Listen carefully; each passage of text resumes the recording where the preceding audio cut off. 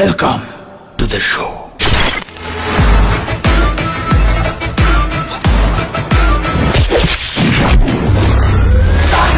যেখানে যায় তুফানে তুলে যায় বিস্ফোরক দানব একজনই সে তাণ্ডব যেখানে যায় ঝঞ্ঝা উঠে যায় ধ্বংসকারী দানব একজনই সে তাণ্ডব।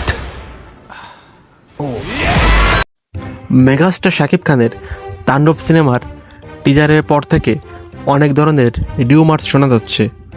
এক এক সময় মনে হচ্ছে এক একজন এই মুভিতে আছে। যেখানে তাণ্ডব সিনেমার জন্য দর্শক অপেক্ষায়, সেখানে ক্যামেরার পেছনে জমে উঠেছে ভিন্ন এক নাটকীয়তা। শোনা যাচ্ছিল শাকিব খানের সঙ্গে এই সিনেমায় দেখা যাবে আরফান নিশোকে, তবে এখন গুঞ্জন সে সম্ভাবনা ভেঙে গেছে। এফডিসির একটি সূত্র বলেছে, শুটিং চলাকালীনই জানা গেছে শাকিব খান নাকি একবারে অনাগ্রহী নিশোর সঙ্গে কাজ করতে। দাগের নিশান ও বরবাদের আরিয়ান মির্জার স্ক্রিন শেয়ারিং এখন প্রশ্নের মুখে।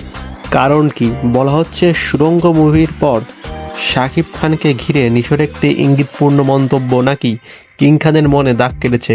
সেই ক্ষোভই এখন বুকের ভেতর জ্বলে যাচ্ছে।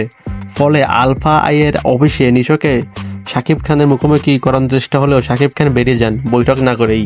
তবে দর্শকদের মনে এখন একটাই প্রশ্ন, নাকি ভেঙে যাচ্ছে ভুল প্রতীক্ষিত দুই সুপারস্টারের একসঙ্গে পর্দা আসার স্বপ্ন?